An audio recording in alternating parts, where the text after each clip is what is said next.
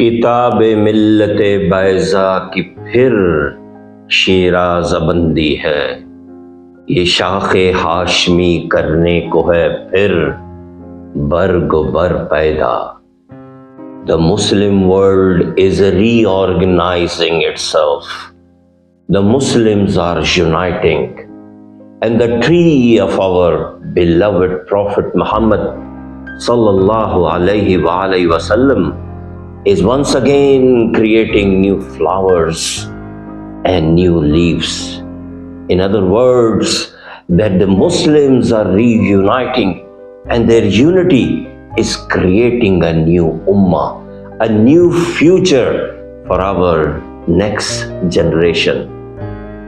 ज़मीर लाला में रोशन चरागे आरज़ू करते, चमन के जर्रे जर्रे को शहीदे जुस्तजू करते.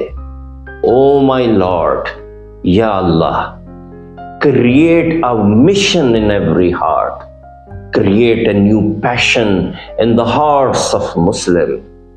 And let every Muslim go out and seek new knowledge, and seek new competencies, and seek new skills, and develop new words.